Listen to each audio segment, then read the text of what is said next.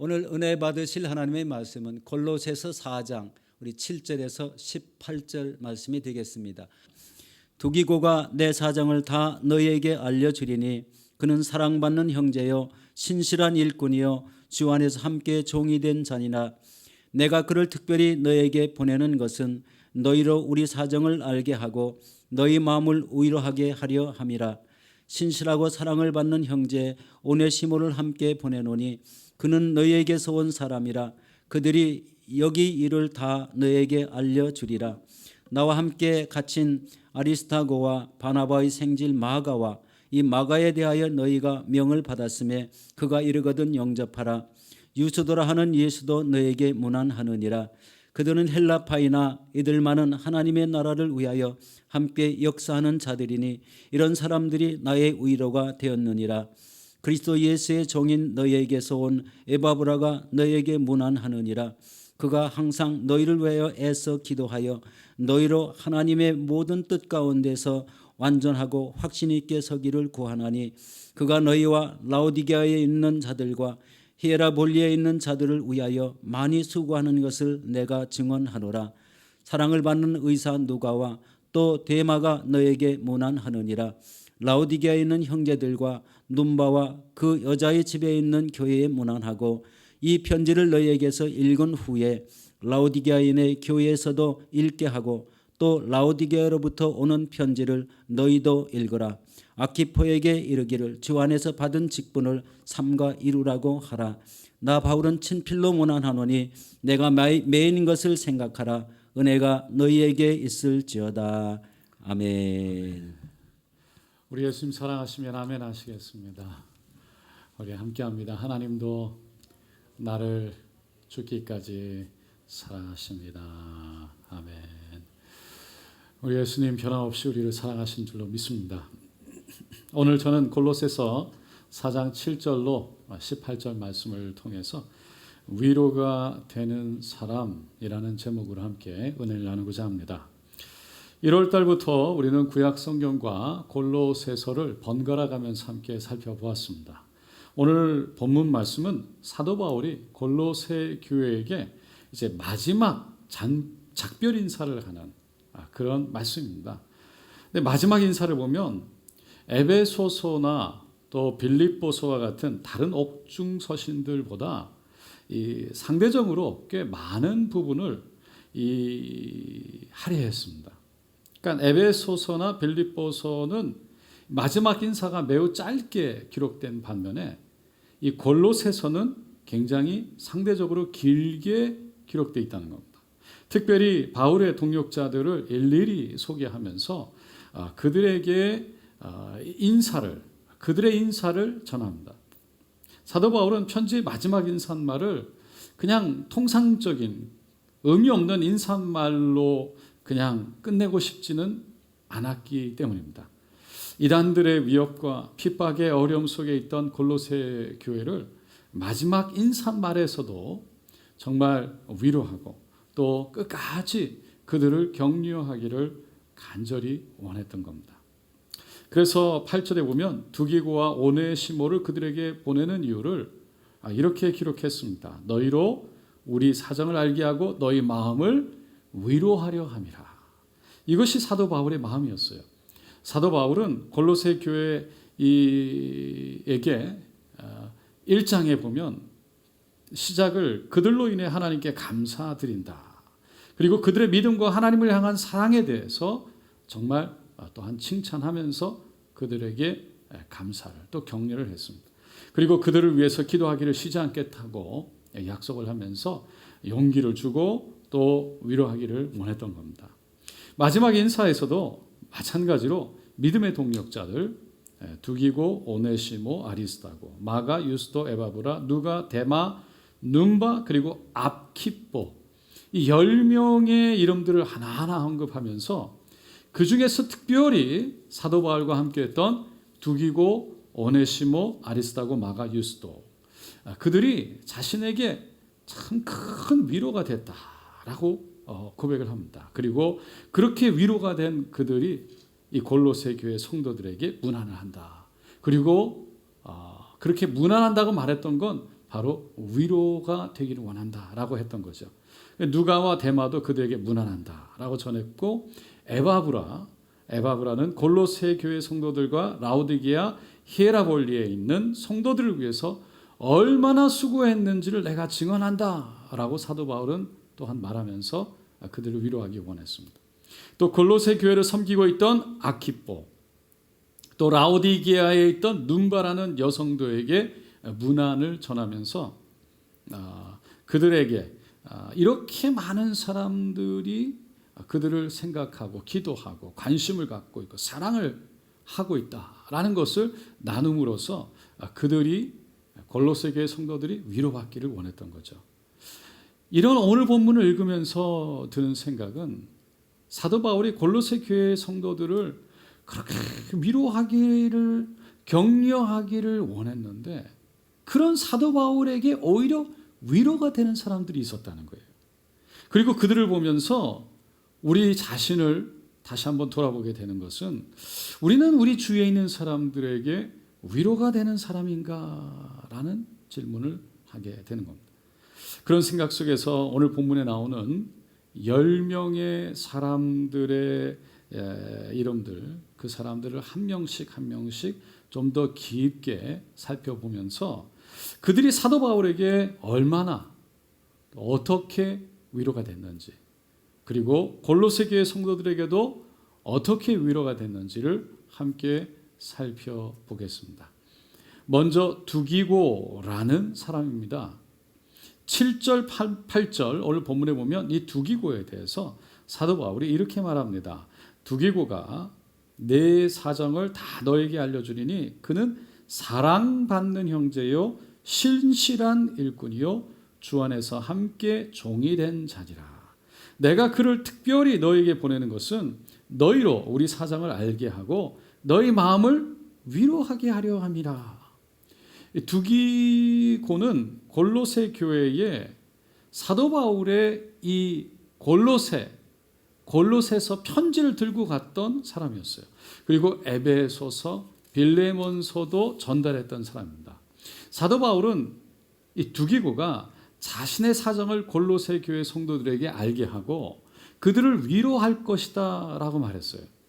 그러면서 두기고에 대해서 그는 사랑받는 형제요 실실한 일꾼이요 주 안에서 함께 종이 된 자다라고 소개합니다. 두기고는 사람들에게 참 사랑을 많이 받던 사람이었어요. 그리고 예수님의 신실한 종이었던 겁니다. 여기서 신실함이라는 단어는 곧 충성이라는 단어와 같습니다. 사도 바울은 고린도전서 4장에 이 충성에 대해서 이렇게 말합니다.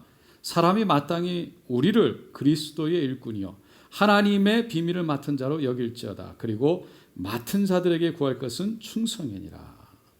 예수님도 마태복음 25장에서 그 주인이 이르되 잘하였도다 착하고 충성된 종아 내가 작은 일에 충성하였음에 내가 많은 것을 내게 맡기리니 내 주인의 즐거움에 참여할지어다. 그러니까 작은 일에 충성된 자에게 큰 일을 맡기겠다라는 거죠. 그러니까 작은 일에 충성된 자가 바로 충성된 자다. 그런 자가 사도 바울과 함께 했으니까 사도 바울에게 얼마나 큰 힘이 되고 위로가 됐겠습니까? 사도 바울에게 있어서는 정말 없어서는 안 될 꼭 필요한 동력자였던 겁니다. 둘째로 오네시모입니다. 본문 9절에 보면 신실하고 사랑을 받는 형제 오네시모를 함께 보내노니 그는 너희에게서 온 사람이라 그들이 여기 일을 다 너에게 알려주리라. 오네시모는 사실 라오디게아에 있던 그 부자 빌레몬의 노예였습니다. 그런데 이 빌레몬은 사도 바울이 에베소 두란노 서원에서 3년 동안 가르칠 때 복음을 듣고 그리스도인이 되었어요. 근데 이 빌레몬의 종이었던 오네시모가 주인 빌레몬의 막대한 이 재산을 훔쳐서 로마로 도망을 간 거예요. 그때 사도 바울이 로마 시민권자였기 때문에 황제 가이사에게 상소를 하고 이제 재판을 받으려고 감옥에서 기다리고 있을 때였어요. 그런데 그때 오네시모가 어떻게 찾아와서 성경에는 어떻게라는 말은 없지만 바울을 만나게 됩니다. 그 당시 노예 제도는 로마 제국의 정말 경제 생활의 모든 기초를 이루는 매우 중요한 그런 제도였어요. 기록에 의하면 당시 로마 제국의 인구가 전체 인구가 약 1억 명, 그 중에 3분의 5에 해당하는 6천만 명이 호주 인구의 2배 반 정도 되는 인구가 바로 노예였다는 겁니다. 그런 노예는 그냥 두 발을 가진 영혼 없는 짐승으로 취급을 받았어요. 그래서 주인에 의해서 임의로 죽일 수도 있고 사고 팔고 했습니다. 그런 노예가 주인으로부터 도망을 가다가 잡히게 되면 당연히 사형을 당할 수도 있거나 몸의 일부분이 잘려지거나 아니면 영원한 노예의 신분에서 벗어나지 못하도록 이 새빨갛게 달군 쇠의 그 모양 거기에 도망자라는 글자 그 표시를 가진 낙인을 이마에 찍기도 했습니다. 그러니까 오네시모는 지금 잡히면 그런 신세가 될 수 있는 도망 다니는 노예였던 거예요. 그때 오네시모의 마음이 얼마나 불안했겠어요. 어디를 간들 편했겠습니까? 더군다나 누구를 만나서 편할 수 있었겠습니까? 믿을 수 있었겠습니까? 그런 그가 사도 바울을 만나서 복음을 듣게 되는데 그 복음의 능력이 그를 변화시킵니다. 놀라운 변화를 경험하게 돼요. 나중에는 모든 것을 다 내려놓고 사도 바울의 편지 하나 들고 그 자신의 옛 주인 빌레몬에게 찾아가서 용서를 구하지요. 그리고 복음을 위해서 사도 바울을 돕는 자가 되는 겁니다. 그런 오네시모를 옆에서 바라볼 때 사도 바울의 마음이 얼마나 흐뭇하고 얼마나 위로가 됐겠어요. 감옥에서 갇혀서 아무것도 할 수 없을 때 어느 날 찾아온 오네시모에게 복음을 전했더니 그가 복음의 힘으로 놀랍게 변화된 거예요. 그런 모습을 쳐다보면서 자신의 모든 것을 걸고 로마까지 왔는데 그 복음의 능력이 자신의 눈앞에서 다시 한번 펼쳐지는 걸 보면서 얼마나 그가 고맙게 여겨졌겠어요. 그리고 살아계신 하나님, 그 하나님의 은혜, 그 하나님의 복음의 능력을 다시 한번 확인할 수 있게 되니까 얼마나 그에게 큰 힘이 되었겠습니까?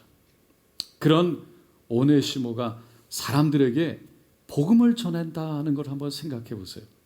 그 사람들에게 복음을 전하면 많은 사람들이 귀를 기울여 들었을 거예요. 특별히 로마 전체 인구의 5분의 3, 6천만 명이 다 노예였던 거예요. 그런 노예들이 죽을 수밖에 없는 죄인, 도망다니던 노예 오네시모가 용서를 받게 된 그런 복음의 능력에 대해서 들으면서 비록 지금은 종이지만 노예지만 자신도 자유하게 될 수 있다는 그 소망, 그리고 그렇게 하게 할 수 있는 복음, 그 복음이 자신들의 주인들에게도 전해지기를 바라는 마음이 얼마나 간절했겠어요. 그 많은 노예들에게 정말 그 복음은 엄청난 파급 효과를 일으켰을 거고 그것이 곧 로마 전체를 뒤흔들었을 겁니다. 그리고 하늘의 복음, 그 복음의 능력이 정말 눈앞에서 펼쳐지고 그들의 귀에 들려오고 증거로 보여졌으니 정말 눈에 보이지 않는 하늘의 소망도 얼마나 그들에게는 리얼하게 실제적으로 다가왔겠습니까?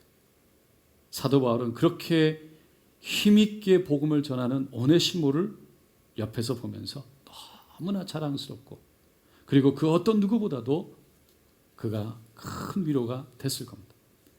초대교회로부터 전해오는 전설에 따르면 오네시모는 나중에 에베소 교회의 주교가 되었다고 합니다. 바울이 빌레몬서를 쓴 지 약 50년이 지나고 안디옥 교회의 주교였던 이그나시우스라는 사람이 에베소 교회 주교에게 편지를 보내는데 그 에베소 교회 주교의 이름이 이 오네시모라고 기록되어 있습니다. 그러니까 이 오네시모 주교가 빌레몬서에 나오는 그리고 오늘 본문에 나오는 오네시모와 동일하다는 증거는 사실 없습니다. 그러나 바울이 죽은 후에 여러 교회에 보냈던 편지들을 처음으로 모아가지고 그것을 각 교회에 전파한 것이 에베소 교회였어요. 그러니까 에베소 교회의 주교의 이름이 오네시모이고, 에베소 교회가 처음으로 사도 바울의 모든 편지를 수집해서 다른 각 교회에 전파했던 것을 보면 바울의 서신서가 신약 성경에 채택되는데 정말 결정적인 공헌을 하게 된 것을 또한 생각해 볼 때, 본문에 나오는 오네시모가 나중에 이 에베소 교회의 주교가 되었을 가능성이 매우 높은 겁니다. 그렇게 도망친 노예, 아무 소망 없는 노예가 이제는 주 안에서 사랑을 받는 형제로, 그리고 에베소 교회의 주교로 세워질 수 있었던 건 바로 복음의 능력인 줄로 믿습니다. 여러분, 우리도 사실은 오네시모와 별로 다르지 않는 똑같은 사람입니다. 바로 예수를 믿고 변화된 삶을 살아가기 때문입니다. 그러므로 사도 바울이 오네시모를 형제로 여기고, 빌레몬이 오네시모를 형제로 받아들여서 그리스도의 사랑으로 그렇게 용서했던 것처럼 우리 모두도 서로 사랑으로 받아주고 서로에게 위로자가 될 수 있기를 예수님의 이름으로 축원드립니다. 셋째로 아리스다고와 마가와 유스도입니다. 본문 10절 11절에 보니까 나와 함께 갇힌 아리스다고와 바나바의 생질 마가가 이 마가에 대하여 내가 명을 받았음에 그가 이르거든 영접하라. 유스도라 하는 예수도 너에게 문안하느니라. 그들은 할레파이나 이들만은 하나님의 나라를 위하여 함께 역사하는 자들이니 이런 사람들이 나의 위로가 되었느니라. 아리스타고는 사도 바울이 에베소에서 복음을 전할 때 데메드리오라는 사람이 이 아데미 신상을 만드는 사람들, 그리고 그것을 팔아서 이렇게 돈을 벌었던 사람들을 선동을 해가지고 폭동을 일으켰을 때 그때 바울과 함께 했던 사람입니다. 수많은 사람들이 폭동을 일으키면서 거리로 막 쏟아져 나오면서 크다 에베소 사람이요 아데미요, 크다 에베소 사람의 아데미요, 그렇게 외칠 때 그들이 손살같이 연극장으로 막 달려들어가서 막 그 안에서 엄청난 폭동을 힘을 모으고 있을 때였어요. 그것을 보고 사도 바울이 성경에는 뭐 정확한 이유를 말하고 있지 않지만 그것으로 뛰어들어가려고 그랬어요. 아마 복음을 전하려고 그랬던지 예수를 옹호하고 변증을 하려고 그랬던지. 그런데 옆에 있던 사람들이 사도 바울을 말립니다. 그때 아리스타고가 함께 있었던 거죠. 그 이후로도 아리스타고는 바울과 늘 함께 사역을 했습니다. 그래서 함께 갇힌 자라고 사도 바울은 표현한 거예요. 그러나 실제로 그가 감옥에 함께 갇혀 있었던 것은 아니었어요. 감옥에 갇힌 바울과 늘 함께 했기 때문에 사도 바울이 그렇게 표현했던 겁니다. 그러니까 그만큼 아리스타고는 사도 바울과 생사고락을 함께 했던 동료였던 거예요. 그러니 함께 하는 것만으로도 얼마나 사도 바울에게는 위로가 됐겠습니까? 마가는 바나바의 생질, 즉 조카라고 말합니다.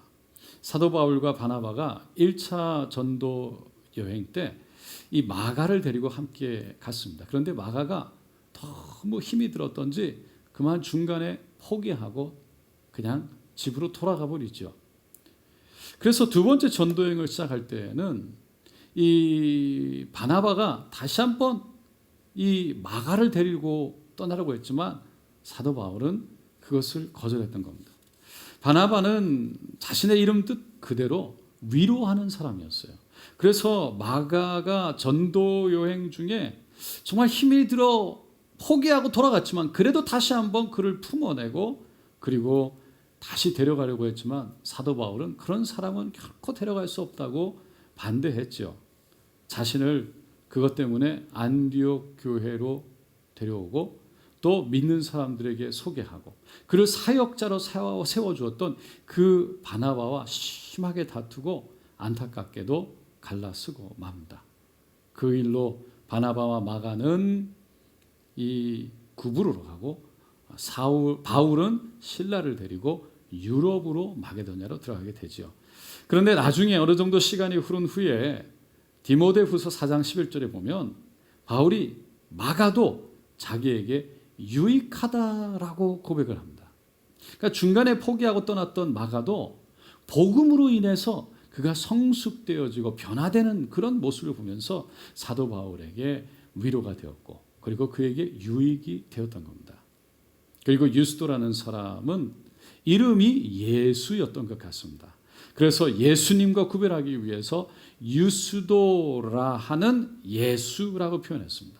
근데 여기에서 우리가 주목해야 될 중요한 것이 있는데 그것은 이 세 사람 다 할레파였다는 거예요. 그러니까 할레파란 정통 유대인들을 말하는 겁니다. 하나님은 믿지만 예수님은 믿지 않았어요. 그리고 할례를 받아야지만 하나님을 믿는 온전한 유대인이 된다고 주장했습니다. 그 당시에 이런 정통 유대인들이 예수를 믿게 된 유대인들을 정말 많이 핍박했어요. 사도 바울도 엄청 핍박했습니다. 그래서 바울이 죽기 전에는 바울을 죽이기 전까지는 내가 먹지도 않고 또 마시지도 않겠다라고 맹세까지 하며 바울을 죽이려고 했던 자가 바로 그들입니다.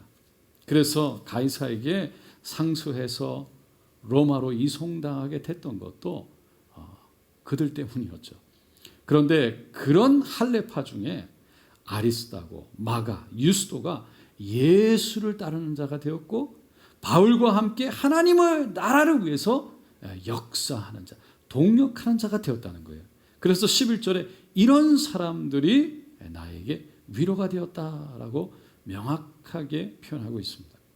여기서 위로라는 단어를 원어로 보게 되면 통증을 덜어주고 완화시켜주는 진통제라는 뜻을 가진 의학 용어로 쓰여졌습니다. 이 단어는 신약에 단 한 번밖에 쓰여지지 않았어요. 그러니까 이 세 명이 사도 바울에게는 너무나도 아프고 너무나도 힘든 고통스러운 그 시간에 정말 진통제와도 같은 그런 위로가 되어 주었다는 거예요. 여러분 몇 주 전에도 말씀을 드렸지만 우리의 인생이라는 것 그 자체는 이미 정말 고통이고 다 힘이 들고 다 어렵죠. 그런 우리에게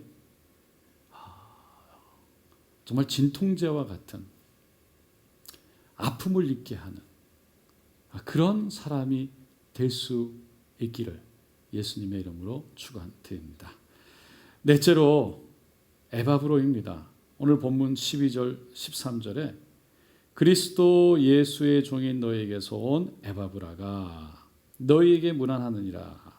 그가 항상 너희를 위하여 애써 기도하여 너희로 하나님의 모든 뜻 가운데서 완전하고 확신 있게 서기를 구하나니 그가 너희와 라오디게아에 있는 자들과 히에라볼리에 있는 자들을 위하여 많이 수고하는 것을 내가 증거하노라. 에바브라는 골로새 지역에 복음을 전했던 사람이에요. 그리고 그 골로새 교회가 세워지고 난 후에 그 교회의 소식을 들고 다시 사도 바울에게 전했던 사람입니다.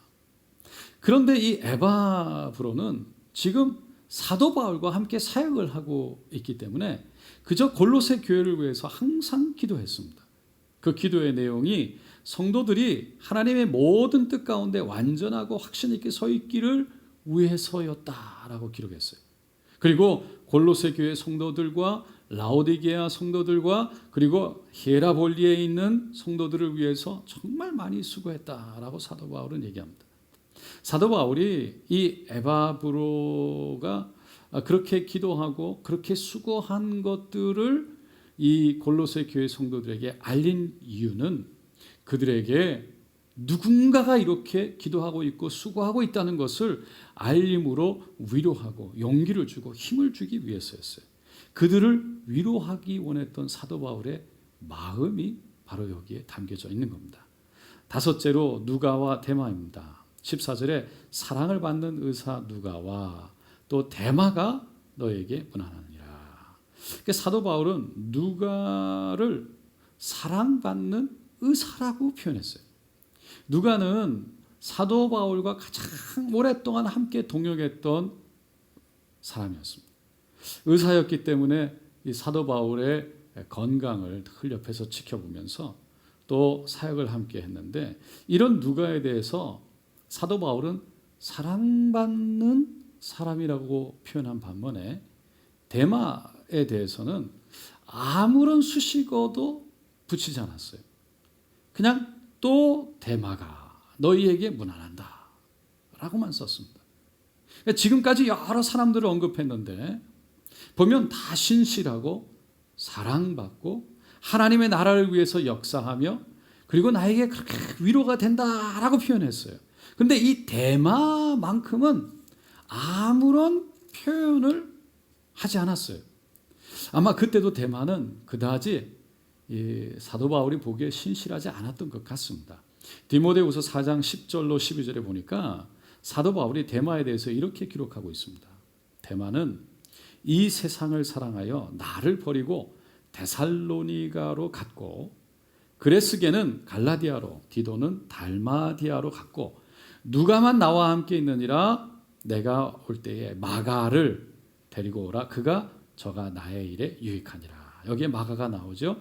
두기고는 에베소로 보내었노라. 그러니까 다른 사람들은 사역을 위해서 다른 지역으로 다 갔는데 데마는 사도 바울을 버리고 데살로니가, 세상을 사랑해서 데살로니가로 떠나간 거예요.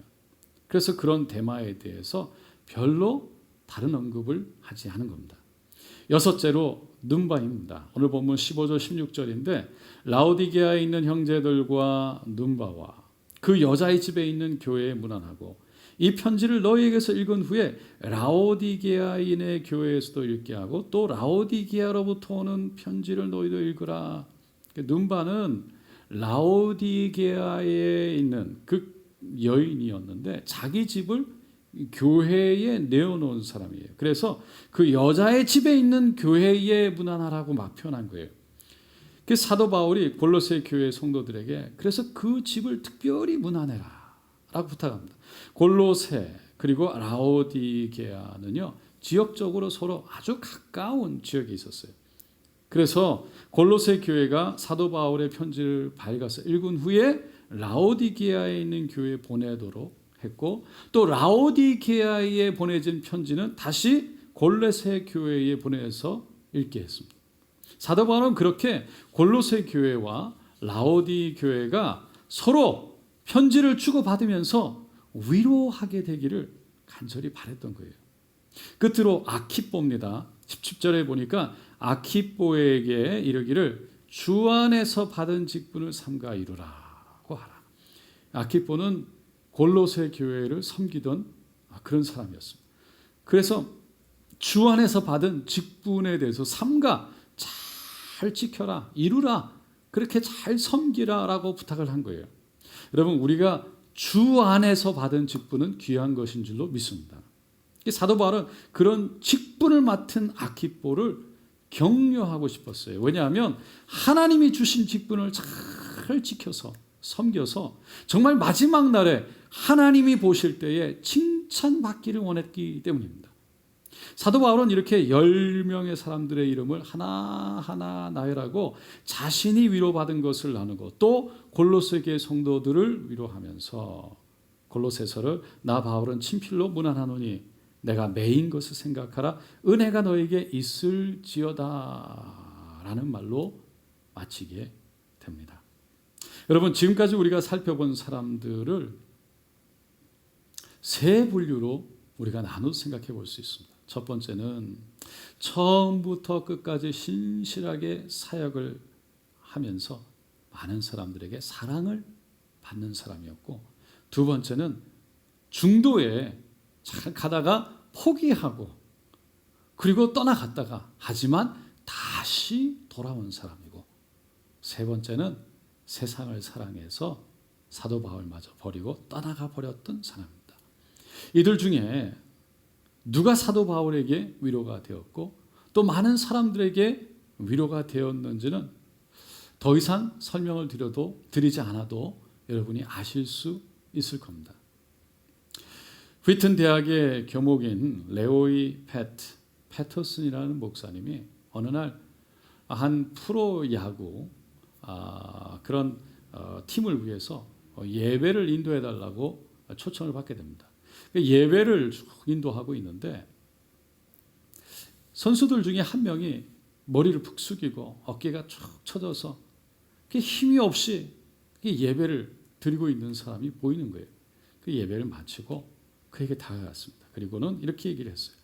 내 며느리가 참 야구를 좋아하는데 당신을 몇 년 전부터 참 응원하고 있다고. 그러면서 내가 당신과 이렇게 여기에서 대화한 것을 알면 무슨 말을 했는지 정말 궁금해할 거라고.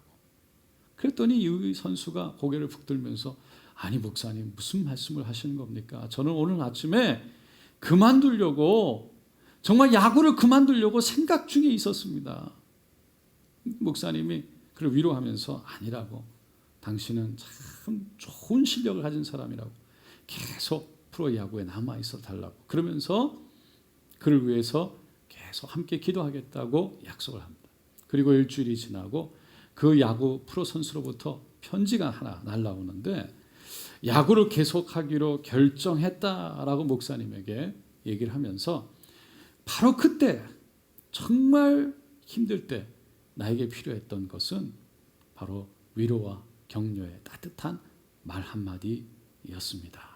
라고 고백했습니다. 여러분 사실 어느 누구도 인생을 살아가면서 정말 고난이 없거나 어려운 일을 당하지 않거나 고통을 경험하지 않는다고 말할 수 있는 사람이 없습니다.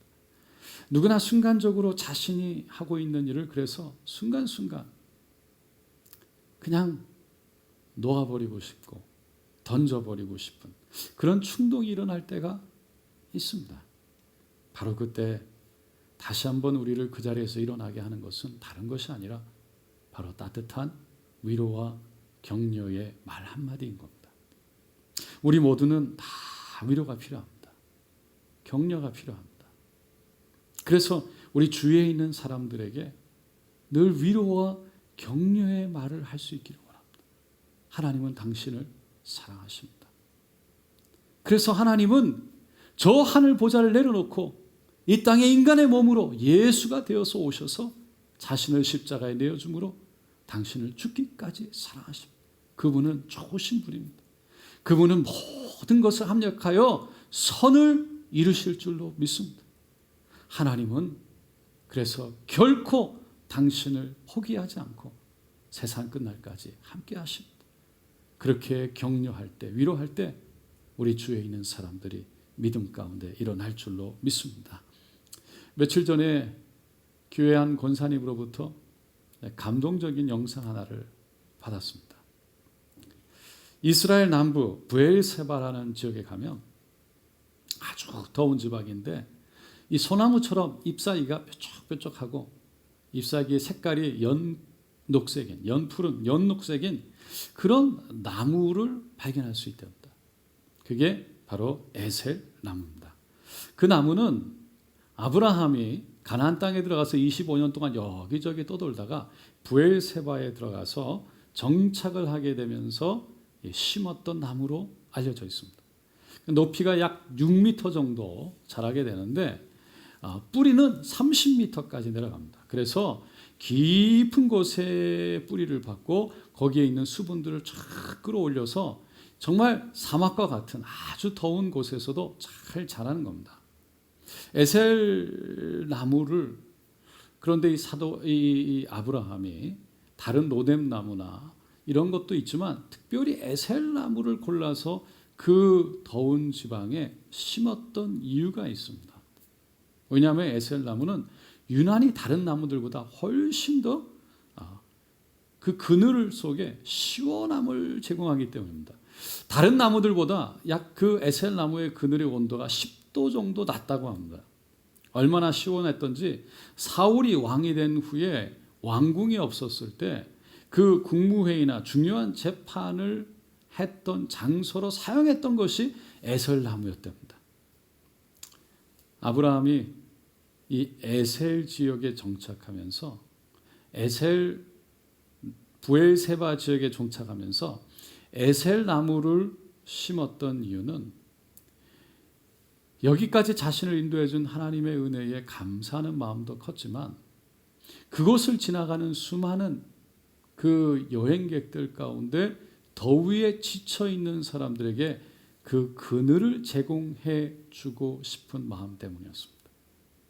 그 영상에서 사람들 중에 인생에는 두 종류의 인생이 있다라고 얘기합니다. 하나는 그 차사, 그늘을 찾아다니는 사람. 그리고 두 번째는 그 만사, 그늘을 만들어주는 사람이 있다는 겁니다. 그러면서 이런 질문을 합니다. 우리는 어떤 삶을 살기를 원합니까? 한 번뿐인 인생, 어떤 삶이 후회 없이 사는 인생이겠습니까?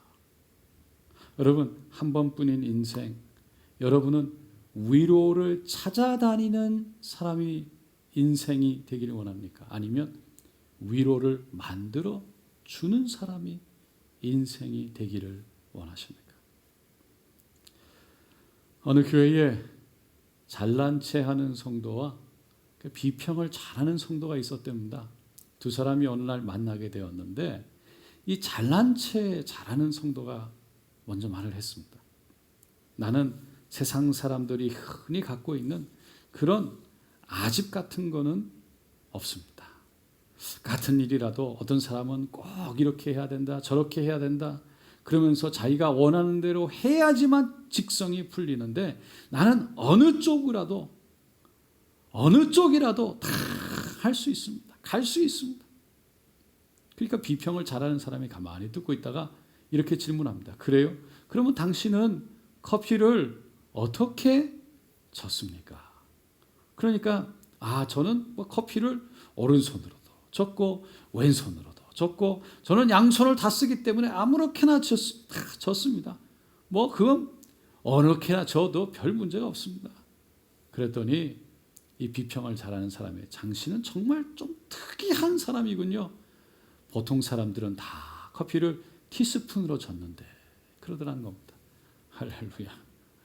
사람이 없어서 웃는 소리가 전혀 안 들립니다.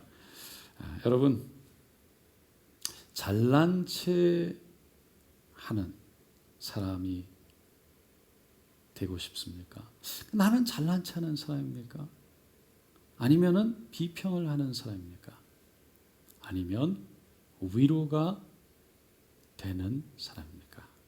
사랑하는 성도 여러분, 특별히 록다운 이 시간에 정말 힘들고 어려운 이 시간, 우리 주위에 있는 사람들, 특별히 우리 주위에 함께하는 가족들에게 위로가 되는 저 여러분 되시기를 예수님의 이름으로 축원드립니다.